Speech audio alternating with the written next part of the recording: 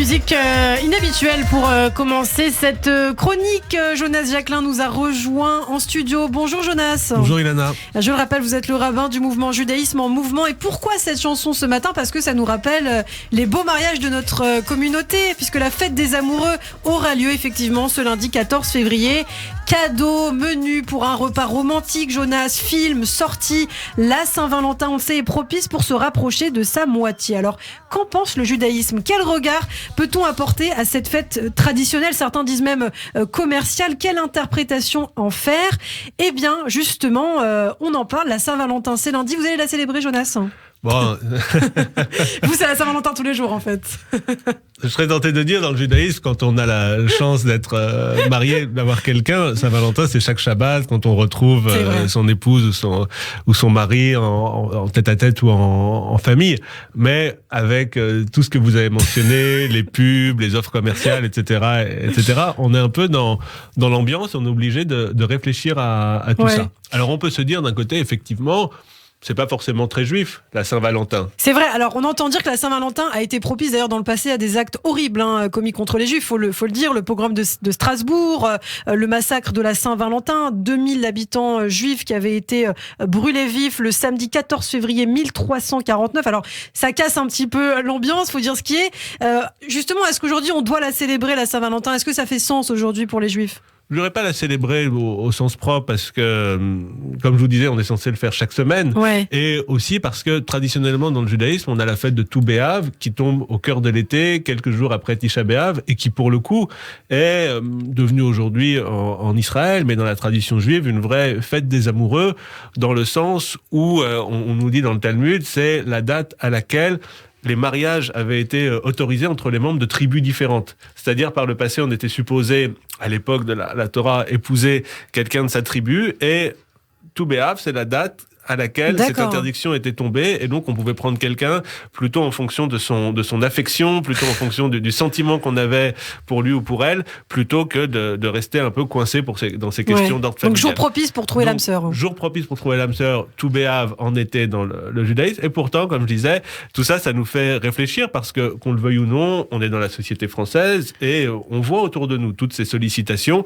et c'est l'occasion de réfléchir à ça, et se dire effectivement, l'idée de couple, l'idée de rencontre, c'est quelque chose d'absolument essentiel dans le judaïsme. Et on se souvient, c'est au moment où l'humain a été créé, l'Éternel dit, il n'est pas bon que Adam soit seul. Il n'est pas bon de le laisser seul. Et donc, on va créer un couple. On va avoir Adam et Chava, Adam et Ève, qui sont l'un face à l'autre et qui sont supposés être Ezer Kenegdo, qui sont supposés être une aide l'un pour l'autre. Et ça nous rappelle quelque chose d'absolument essentiel, c'est que en tant qu'être humain, on se développe jamais seul. Dieu est seul, unique, bien sûr. L'être humain est créé à son image, mais il est créé à son image avec, pour se compléter, il a besoin de quelqu'un. L'obligation d'une aide, l'obligation de quelqu'un qui va lui permettre de grandir, qui va lui permettre peut-être d'être un peu moins égoïste et d'exister dans son rapport à celui ou celle qu'il rencontre. Et donc, c'est un modèle qui va se développer au travers de l'histoire. Et on parle souvent des avot, des patriarches, mais quand on lit attentivement le texte, on sait qu'en réalité, on devrait parler de avot veimod, des patriarches et des matriarches, parce que en réalité, dans toute cette histoire biblique, on a affaire à des couples, et si l'un et l'autre sont capables, je dirais, de progresser et d'être des modèles pour tout le peuple d'Israël, c'est parce qu'ils existent de façon conjointe, c'est parce qu'ils existent à deux.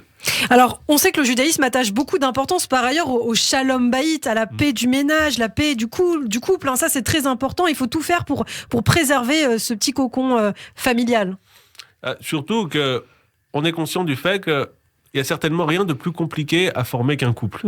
Et dans les Midrashim, on nous dit c'est plus facile pour Dieu, au moment de la sortie d'Égypte, d'ouvrir les eaux de la mer pour laisser passer à pied sec tous les enfants d'Israël, plutôt que de permettre à un homme, une femme, de se rencontrer et de trouver l'harmonie. Donc on est conscient du fait que Shalom Bayit, ça n'a rien d'évident. Et évidemment, on arrive avec des personnalités différentes, avec des histoires différentes, des aspirations différentes, et trouver une harmonie, c'est quelque chose de très compliqué. Et dans les Midrashim, on nous demande souvent, mais qu'est-ce que fait Dieu depuis qu'il a arrêté de créer le monde ? Et on nous dit, depuis qu'il a arrêté de créer le monde, il forme des couples, et c'est quelque chose à la fois très compliqué et en même temps qui permet de recréer le monde, qui permet de recréer à chaque fois un univers. Parce que ce qui se passe dans une relation, quand ça marche bien, c'est quelque chose de magique, c'est quelque chose qui souvent ne peut pas se décrire, peut pas se dire, dépasse les mots, l'entendement, la raison, et c'est quelque chose de tellement magnifique et extraordinaire qu'on a véritablement besoin de la main de Dieu pour ça. En réalité, si on n'a pas cette petite touche supplémentaire, cette étincelle divine qui va résider entre les conjoints, on n'a pas de couple harmonieux. Alors j'ai une question un petit peu mystique, hein. Je pense que beaucoup d'auditeurs se posent la question. C'est vrai que depuis qu'on est enfant, on nous dit voilà, le Mazal existe, il a été créé pendant avant notre naissance. Est-ce que c'est vrai ça, Jonas Jacquelin? Est-ce que c'est vrai, est-ce que c'est faux? C'est la question, je dirais, c'est le fait que c'est une chose qui se vérifie. Et quand on a la chance d'avoir rencontré son Mazal, quand on a rencontré quelqu'un avec qui ça se passe bien, on peut pas ne pas se dire il y avait quelque chose d'une certaine façon de prédestiné. Alors ça peut prendre du temps, et il y a des gens qui sont dans des situations où ils attendent longtemps avant de rencontrer le bon conjoint, le bon partenaire, etc. Et souvent on peut se dire oui, peut-être qu'il vaut mieux prendre un petit peu de temps et trouver la bonne personne plutôt que de se préciter dans une relation qui sera bancale et qui sera pas forcément porteuse de sens. C'est surtout quelque chose qui se construit en fait, une relation. C'est quelque chose qui se construit. Je dirais qu'il faut deux choses. C'est au début il faut quand même il faut se plaire, il faut une étincelle. Et après, évidemment, pour que ça dure, on a besoin de construire la chose, parce que on peut pas se reposer sur le coup de foudre, sur le miracle. Il y a les premiers mois, évidemment, d'une relation, le début dans lequel tout est passionnel. Beau, tout nouveau, c'est passionnel. Mais après, je dirais, c'est quand on a tous les côtés prosaïques du quotidien, évidemment, il faut être capable d'avoir beaucoup de respect. Et les piliers de la relation, bien sûr, on a l'amour. Et c'est quelque chose de très important. Et on nous dit, enfin, par exemple, quand Isaac et Rebecca se rencontrent, ils la rencontrent et ils l'aiment. Donc, on n'a pas de possibilité d'un mariage sans amour, mais je dirais l'amour n'est pas le seul pilier, n'est pas le seul critère. Il faut aussi du respect, de la bienveillance, de la patience, de la communication pour que les choses puissent tenir dans la durée.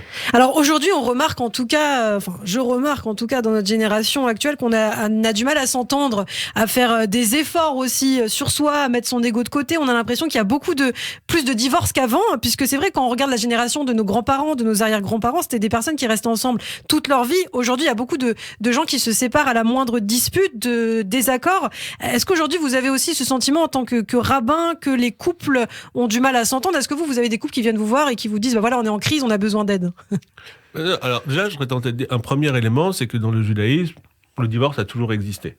Et si la Torah nous parle pas à proprement parler du mariage, on nous parle des couples qui se sont rencontrés, qui se sont formés, etc. Mais on n'a pas à proprement parler de rituel pour le mariage. En revanche, on nous parle du divorce et de Sefer Keritut, le fait de libelle de divorce qui est envoyé au moment d'une séparation. Donc, je pense pas qu'on doive avoir de tabou autour de ça. C'est quelque chose qui existe. Le couple, ça marche. Parfois, ça marche pas.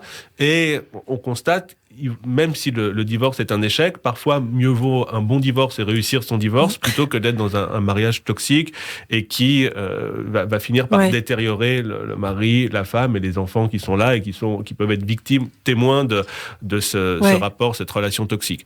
Néanmoins, c'est pas un idéal, bien évidemment, et souvent on peut avoir à rencontrer en tant qu'ami, en tant que rabbin, des gens qui sont dans cette problématique, dans cette difficulté qu'il peut y avoir, dans le fait que le couple au quotidien, ça peut être quelque chose qui est différent de ce qu'on nous a entre guillemets vendu au départ. C'est quelque chose qui peut être différent de ce qu'on voit dans les romans, au cinéma. Et les personnes sont de plus en plus exigeantes. Les gens sont de plus en plus exigeants, et souvent évidemment vis-à-vis de l'extérieur, vis-à-vis de la société. Quand ça va pas bien dans son couple, on n'a pas forcément envie d'en parler. Autant on va afficher, étaler son amour, autant quand c'est compliqué, on va pas forcément l'étaler. Et il peut y avoir parfois le sentiment que ça marche très bien chez les autres, mais que chez moi ça marche pas. Et d'où un sentiment d'échec. Et en réalité, c'est quelque chose qui est beaucoup plus répandu. Et c'est là qu'il faut être capable de trouver les mots, de pouvoir parler à une tierce personne, soit le rabbin, que ce soit des thérapeutes qui sont spécialisés dans ces questions, pour permettre de retrouver déjà du respect, la capacité de s'entendre l'un l'autre, parce que souvent c'est très difficile, effectivement, pour des questions d'ego, pour des questions de fierté, de pouvoir laisser une place à la parole de son mari ou de sa femme. Et donc, effectivement, c'est quelque chose pour lequel il faut peut-être déculpabiliser ou décomplexer les gens par rapport à ça. Parce que la réalité, quand on connaît un petit peu le mariage, pour en être témoin, pour le vivre, etc., on sait que c'est rarement un long fleuve tranquille, n'est-ce pas? Mais le fait là, donc, c'est peut-être parler de cela, déculpabiliser et se dire effectivement, enfin, un mariage, ça va jamais de soi. Il y a toujours des moments où ça peut être compliqué, et donc il faut pouvoir parler de ça, pouvoir échanger et ne pas hésiter à avoir recours au conseil d'un tiers. Alors, il nous reste un tout petit peu de temps, et je voulais aussi vous faire réagir sur cette évolution-là, les sites de rencontres. On ne se rencontre plus forcément lors d'une soirée, d'un événement particulier, mais beaucoup désormais sur des applications de rencontres. Alors avant, pour la communauté juive, il y avait Fush World, les plus anciens s'en souviennent. Maintenant, il y a J-Swipe, et c'est vrai que par exemple, je le vois, mes amis, beaucoup d'amis à moi, se sont mariés, ont eu des enfants grâce à J-Swipe. Qu'est-ce que vous en pensez? Non, parce que c'est effectivement, il y a une évolution. Il y a très longtemps, on pouvait avoir recours au service de rabbin, la Rebbedim, toujours, la Shadran, les chidours, etc. Voilà, pour pouvoir rencontrer quelqu'un et d'avoir un chidour, etc. Donc, l'époque a évolué. Il y a des gens qui arrivent à se rencontrer, je veux dire, c'est dans un cadre amical, dans un cadre professionnel. C'est bien. Et quand souvent, en plus, c'est important quand on se marie, c'est parce qu'on a un souci de transmission.